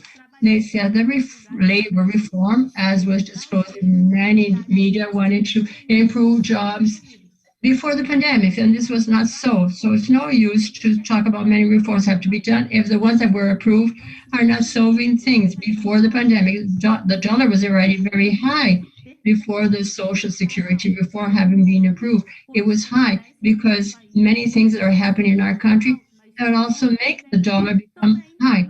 But the Social Security reform didn't have so many results in the sense that people will say things will improve, the world will improve. But then we had the pandemic that really damaged everything. The domestic budget is not only this one, but also family budget. I see this, that we have to analyze everything that is happening in our life, mainly during the pandemics. People did the following when they were requiring to their emergency benefits, but half of them will not receive it. So how does the economy end? I would like to ask Guilherme Assada how these people that will not receive this emergency benefit, they lost their relatives during the pandemic because of COVID, and also these people were also having to pay their bills. They needed to organize their domestic budget because they were in charge of a home, and that was my concern. I'm very optimistic, but relatives that died and they were in charge of paying all the bills, how do things remain? I'm very optimistic. There's a site that shows us how long you will take for you to be vaccinated, depending on the information of the government. I am concerned with people that lost relatives that were in charge of the payment of their home bills. So what happens to these people that really are left without any kind of income? Well, I can start now, and then Assada can add something. You mentioned some things about the Social Security reform, the labor reform. There's some reforms that we have that the effects are not in the short term. It takes time. So it's important. The Social Security is how are you able to balance the public accounts in the long term for then not to have a fiscal calamity. This then has high interest rate, this brings inflation and so on. Labor, how can you able to have a more friendly environment in Brazil? It's no use to have a number of rates and benefits that at the end will not allow the employee to be hired. This takes time until things happen. It's not 1, 2, 3 years. Some more years are required. Regarding your question, how does it remain? It's a tragedy. It's fundamental for our economy to come back, to return. Many people will continue suffering a bit. The civil society is organizing itself. They had a lot of companies that made donations and helped a lot, and XP was one of them. But this is a drop in the ocean, because it's fundamental to have vaccine the quickest possible. And I think the latest until July, August, I believe, the most critical group will be vaccinated, and with this, great part of the economy can come back. This won't be solved in the short term, but this is a solution that we have. Unfortunately, Brazil is a poor country. We cannot offer the benefits that the Americans were offering, because if not, we go bankrupt. And I would say that is the way that I see things. There's no easy short-term solution, unfortunately. Well, adding to what you said, Nadia and Guilherme, I would also like to what Nadia mentioned. But we had the Social Security reform, and the dollar didn't change. The dollar continued high. That's very interesting, because it's natural for Brazilians to associate the high amount of dollar with a crisis. That's our history, our background. An external crisis, a dollar increases, and what happens? We have inflation of the imported goods, inflation increases, and the central bank increased the interest to struggle against the inflation that came with the dollar. What changed? Why does the dollar continue high after the reform of the Social Security? That was a milestone in our life to approve this reform. Because of the benign reason, we have to think sometimes it's good to have a high dollar. Brazil was never a soya exporter or iron ore exporter. We always were the greatest exporter of real interest rate. We had one of the greatest interest rate in the world. So all the kind of speculation and capital came to Brazil for the post, or when you have the interest rate from 15 to 2, what would a foreigner do with their money here? There's no more a high interest rate per month. So structurally, our currency is weaker and less valued relating to the dollar. It was for a good reason, because of the structural decrease of the interest rate. It's not related to external crisis. So I think this is a first step that people have to understand, that not necessarily the devaluation that happened was because of a bad reason. I think it was because of a good reason. We have a standard worldwide interest rate. Regarding the tragedy, going back to Nigel's comments, we had many of the reforms, but unfortunately you have a process, a transition process that people and the companies have to prepare themselves, the employees, the legislation. It's a process. Unfortunately, we had the crisis of last year, but once we go back and recover and the GDP starts growing, this labor reform facilitates the hiring of new employees, intermittent or short-term employees. This won't happen quickly. It's a process. It's not from night to day. And something else, we think that the government has to really help people. They have to give a voucher. They have to give emergency benefit. We have to help people because it's a way to help Brazil to go ahead. And the fiscal, once again, it's time. It will adjust itself. The economy is starting to grow. The tax collection will continue and the reforms being done. We have a high debt, but our debt is in reais. That is our currency. That is a currency that Brazil has. It's a currency that we have a right to. It's not that we have a high debt in dollar or euros and that we won't come out of it. When we have a debt in our own currency, I think we have to give the benefit of time for things to be adjusted.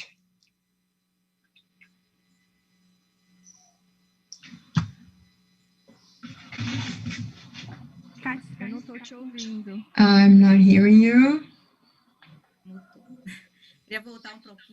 I would like to go back to the micro.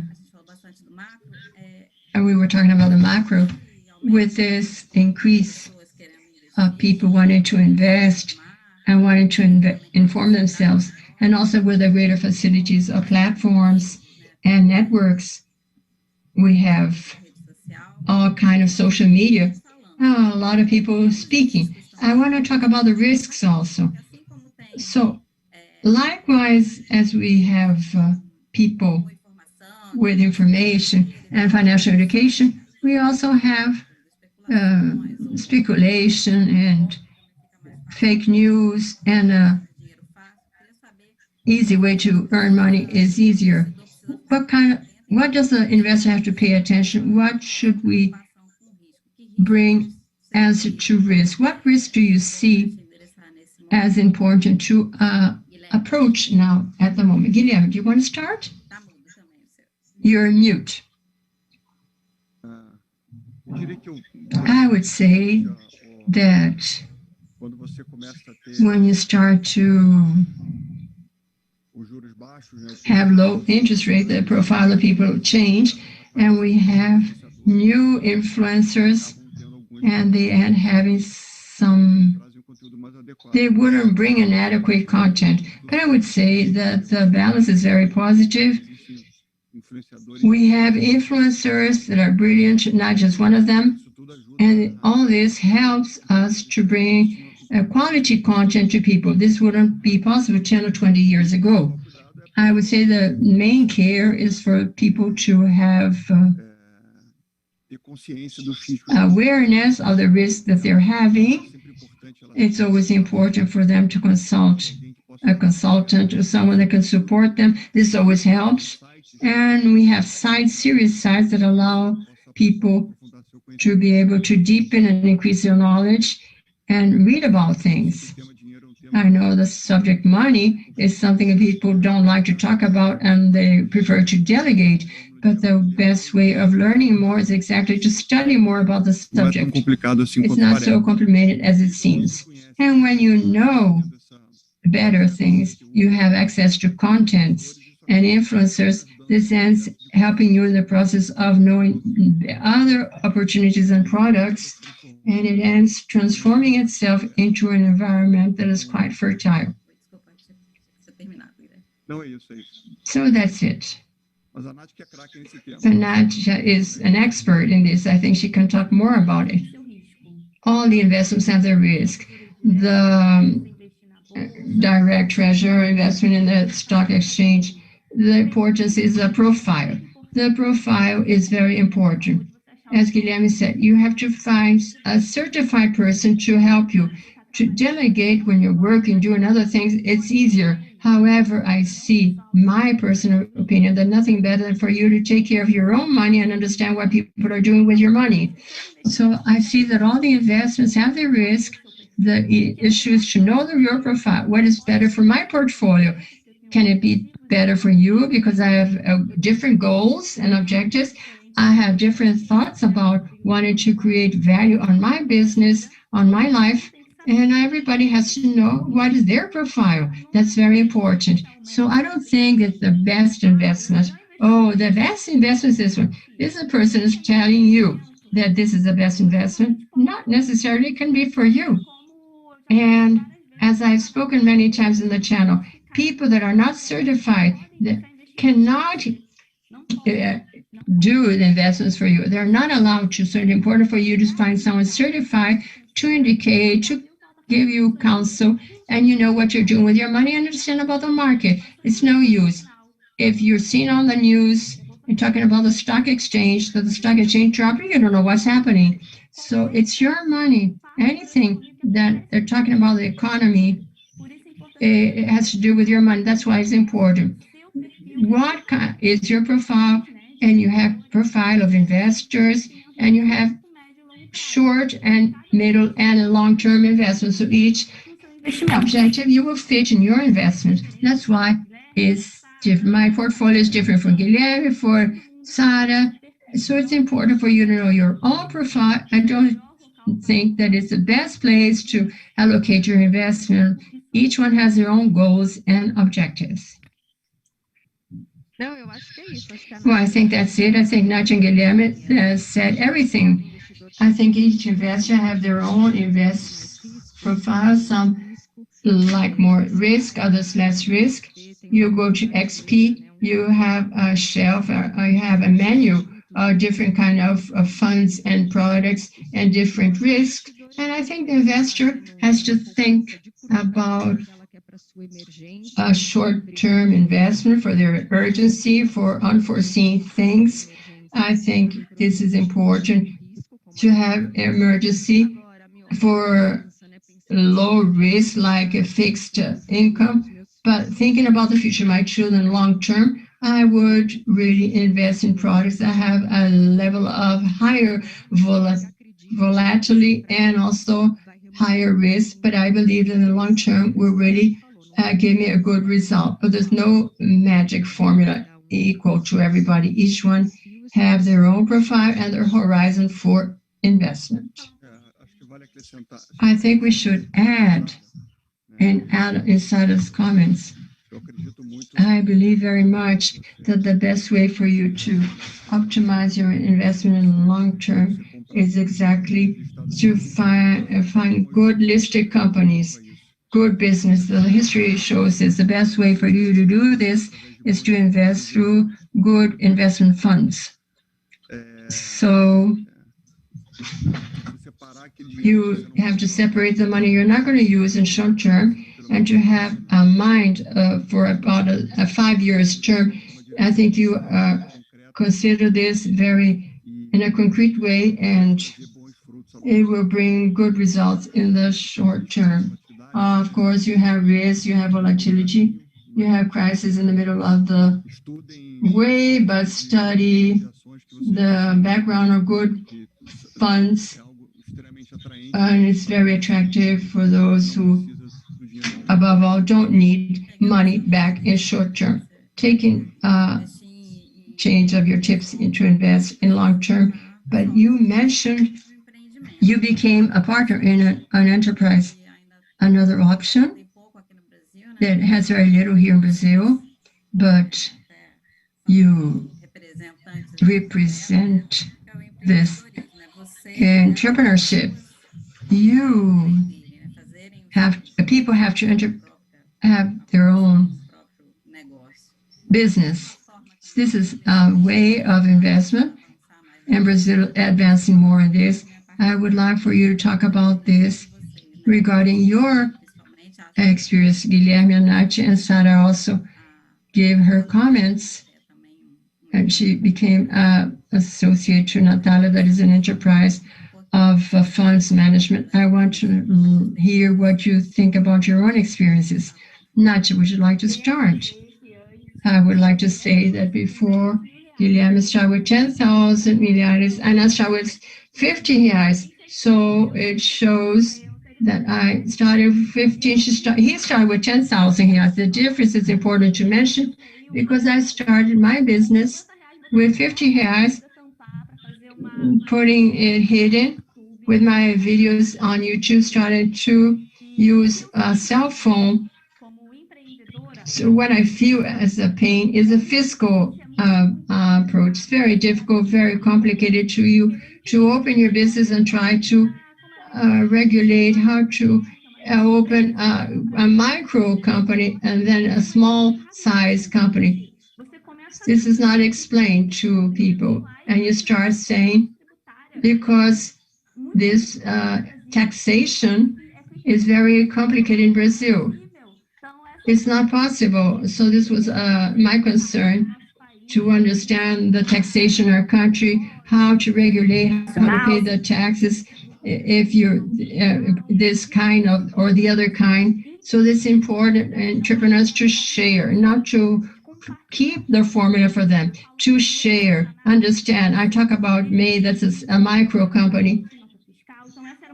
So this was a pain that I used to feel, and I deal now more easily with this and create ideas because I see the internet is essential for people that want to start their business. Internet will help you to open your business, to create a connection with your clients, and wanting or not, and actually funded a small size company. Now it's a big one. It's compared to Sarah and Guilherme, and it's growing little by little. So your mission, your vision, your values of your company, it's no use just to know what you like because you love it. You have to know exactly cash flow. You have to organize your company, manage your business in an organized way. And the more you look for information, one or another moment you will pay taxes. So you have to separate your money to pay the taxes. And I see that it was very important for me to manage this and study management, business management, because I know exactly what is happening in my company, how to manage. We have 15 employees in my company. So it's very interesting to know how to manage your business in an organized way. Don't be afraid to ask for help. You don't know everything. To hire an accountant, a manager, a professional to help you. And don't forget, separate your salary, the salary that you need to pay your bills, and please don't get the company's company thinking it's yours. It's the company's money. That's one of the biggest mistakes that people have. Guilherme. Guilherme. Eu não comecei tão pequenininho. I didn't start so small. I started with 10,000 real.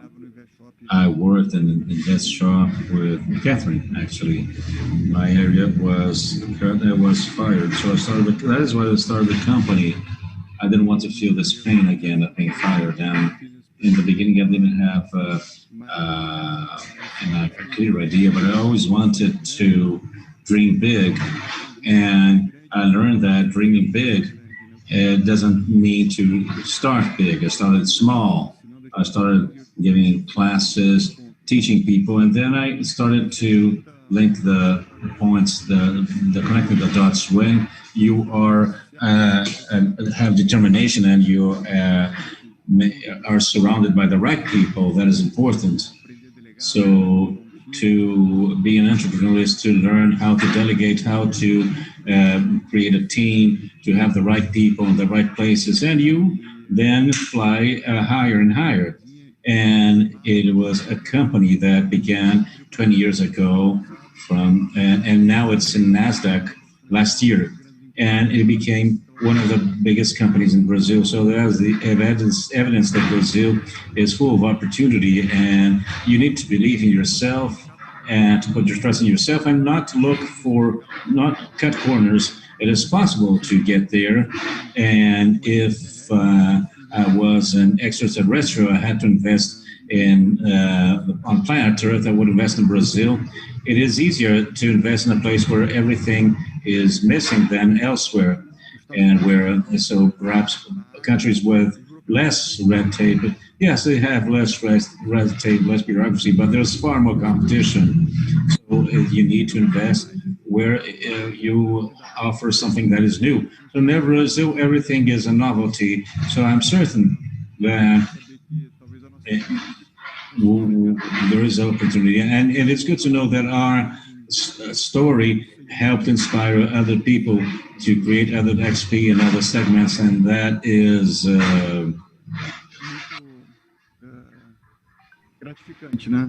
gratifying to know that you can expect other people to follow a similar pathway. And that is it. I think they mentioned everything. I think to be an entrepreneur, first of all, you need to have a purpose, a mission with people. And the company is a reflection of the people who work in it. So with the right people, with a right purpose, their chances of success are reasonable. We founded Dália in early 2018 without any help, and we started with our own money, with the savings of the partners, and everything worked out right, thank God. And now we have 160,000 share holders, people. It is gratifying. It is good to send to the investor a clear message on what we are doing, what we think about the market. We have an open channel, either on Instagram or LinkedIn or by means of our website. And we believe that is important. We are really dealing with other people's money. So we need to tell people what we're doing in a clear and simple manner. So we have to celebrate what we managed to achieve in those past 3 years. And everything comes back to the beginning of our conversation, which is low interest. So that scenario, low interest, is really encourages you to take risk and to create new businesses. And the pandemic, I think, make us wake up to other realities. So we have seen new companies coming to the stock market because they created new technologies, or they are reinventing things that now make sense as to have as consumers, which did not make prior to the crisis. So the crisis really made us learn something new.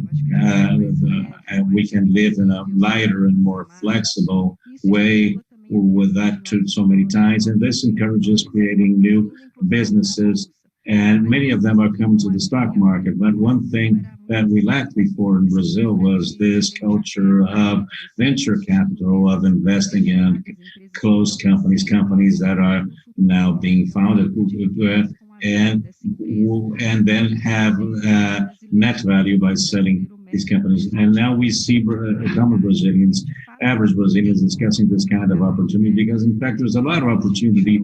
And I think low interest rates and the pandemic, they really showed us a new reality, and those are things that helped in the sense of understanding, of having this perspective. I think being an investor and having initiative at this moment makes sense. So we have exceeded our time, and I'd like to thank Brazil Conference. And in case you want to make Quick final remarks.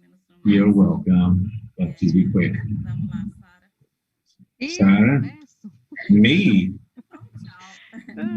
Não, pode. Não, de novo, eu queria agradecer. Once again, I'd like to thank very much for the invite.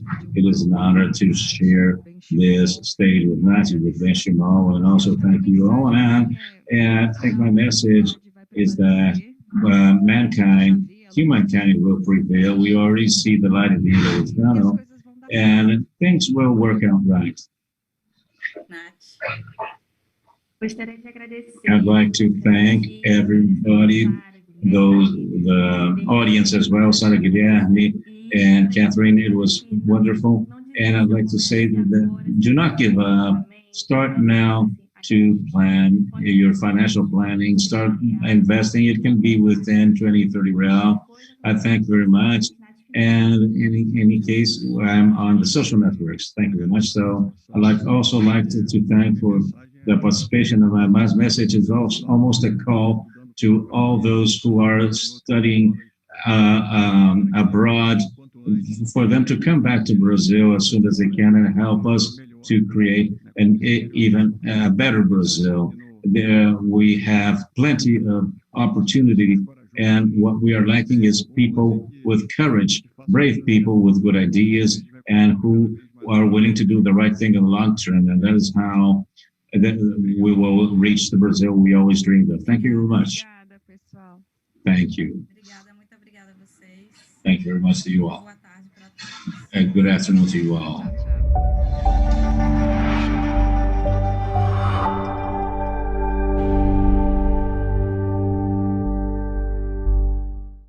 Um impulso muda tudo. Muda o todo, muda o mundo. Um impulso e seu negócio já não está mais no mesmo lugar. E aqui, todo mundo, startup e grande corporação, vai concordar. O cenário de inovação é um cenário de incertezas. E faz sentido que seja assim. Se é inovação, é porque ainda não foi feito. Na FabStart, acreditamos num futuro em que startups e corporações aqui no Brasil se tornarão benchmarks de inovação para o mundo. E a FabStart, protagonista dessa transformação. Já deu para imaginar o que esse impulso pode fazer por você? FabStart, desafio aceito. Comece agora.